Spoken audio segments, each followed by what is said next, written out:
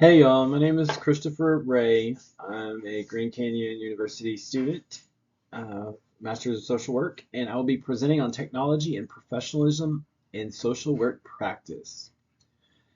As social workers, we are guided by the Code of Ethics, which emphasizes integrity, professional behavior, and protecting clients. That is according to the National Association of Social Work 2021.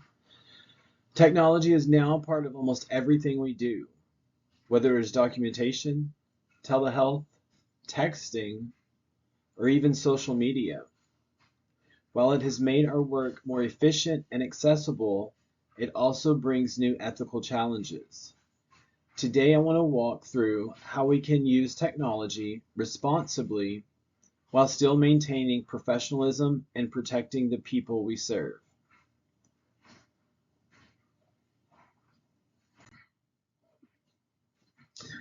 The purpose of this presentation is to better understand how to use technology in an ethical and professional way. The Code of Ethics highlights the importance of maintaining boundaries, protecting confidentiality, and making ethical decisions in all aspects of practice. That's from National Association of Social Workers 2021. We're going to look at some common mistakes that social workers make when using technology, especially with social media, texting, and newer tools like artificial intelligence. We will also talk about HIPAA, confidentiality, and what professionalism looks like in a digital space. By the end of this presentation, the goal is for you to feel more confident in making ethical decisions when using technology in your everyday work.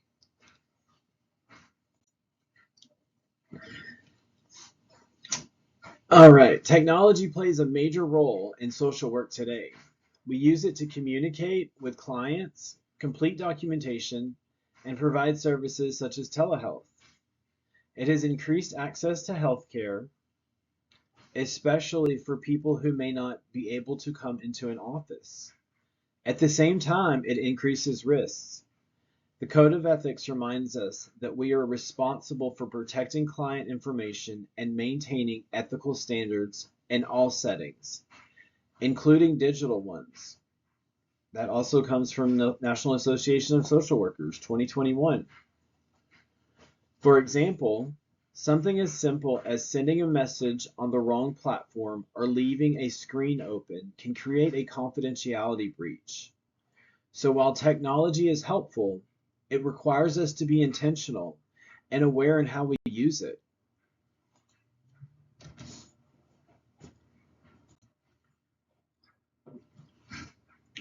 One of the biggest areas where ethical issues come up is social media. A common mistake is accepting friend requests or following clients. This can create a dual relationship and blur the professional boundary. Another issue is looking at a client's profile without their knowledge.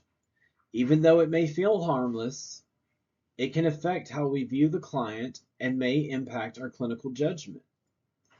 The Code of Ethics warns us about boundary violations and maintaining professional relationships.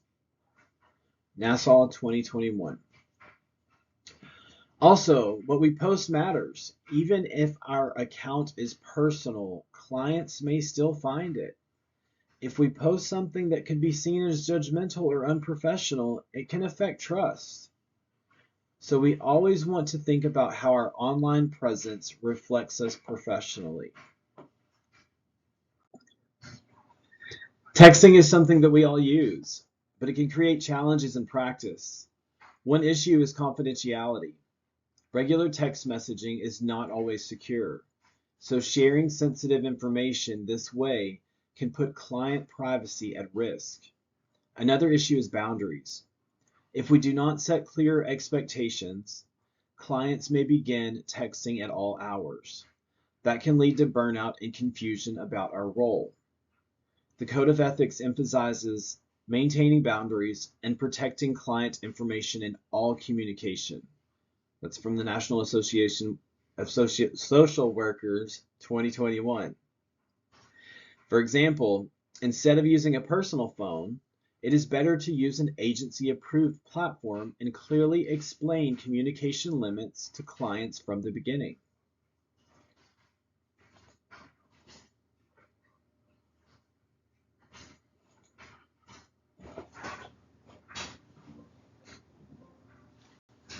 What just happened? With artificial intelligence becoming more common, new ethical concerns are coming up. One major mistake is entering identifiable client information into platforms that are not secure. That can lead to serious confidentiality violations. Another concern is relying too much on technology instead of using our own judgment. The Code of Ethics requires us to use technology responsibly and always prioritize client well-being. That comes from the National Association of Social Workers 2021. Technology can support our work, but it should never replace critical thinking, supervision, or ethical decision-making.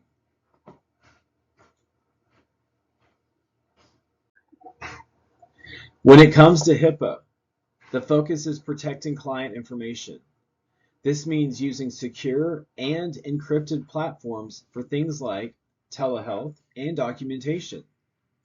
The Code of Ethics reinforces the importance of safeguarding privacy. National Association of Social Workers 2021.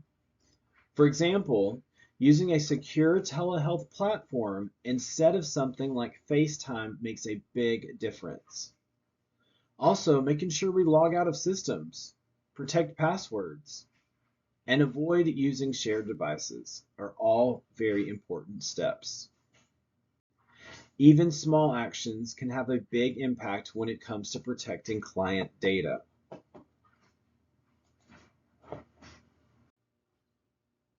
Confidentiality is one of the most important responsibilities that we have.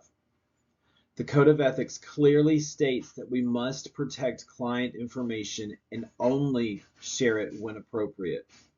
That's from the National Association of Social Workers 2021. This applies to all forms of technology, including emails, texts, and documentation. We also need to be aware of our surroundings. If we are working remotely, we need to make sure no one can overhear or see client information. A simple rule to follow is if it is not secure, do not share it.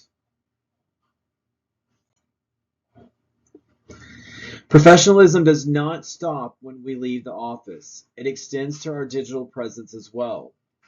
The Code of Ethics emphasizes integrity and professional conduct. National Association of Social Workers 2021. This means using professional language in communication, keeping personal and professional accounts separate, and being mindful of what we post online. A helpful question to ask is, would I be comfortable if a client or if a supervisor saw this? We can still be ourselves, but we need to be aware of how our actions may impact others and the professional relationship. Discussion questions. Where should we draw the line between personal and professional online identity? I think the line between personal and professional online identity comes down to intention and impact. Social workers can be absolutely authentic and still be professional. We do not have to hide who we are. However, we do need to be mindful of how our online presence may affect clients, colleagues, and our credibility. Being authentic does not mean sharing everything. It means being genuine while still maintaining appropriate boundaries. If something could harm the therapeutic relationship or be perceived as judgmental or unprofessional, then it likely crosses that line. The Code of Ethics helps guide this balance by emphasizing integrity and professional conduct. How do we respond when a client tries to connect on social media? When a client tries to connect on social media, the best response is to maintain professional boundaries and not accept their request. It is important to address the situation respectfully, either in person or through appropriate communication. For example, the social worker can explain that the maintaining boundaries helps protect the therapeutic relationship and ensures that the focus remains on the client. This approach is not about rejecting the client, but about upholding ethical standards. Clear and respectful communication reinforces trust and aligns with the expectations outlined in the Code of Ethics. What challenges have you seen with technology use in practice? One of the biggest challenges with technology in practice is the expectation of constant availability, especially through texting. Clients may reach out at all hours, and without clear boundaries, this can lead to burnout and blurred professional roles. Another challenge is balancing convenience with confidentiality. While technology makes communication easier, it is not always secure, which increases the risk of privacy breaches. Additionally, the rapid development of tools like artificial intelligence creates uncertainty about how to use them ethically. These challenges highlight the importance of clear policies, supervision, and ongoing education to ensure ethical and professional practice.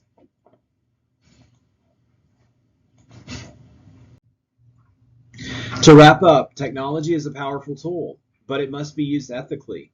The Code of Ethics reminds us to prioritize client well-being, maintaining confidentiality, and uphold professional boundaries. When we are unsure, it is always best to consult supervision. Our goal is to make sure that technology enhances our work without putting our clients or our professionalism at risk. Thank you, Dr. Skolsky.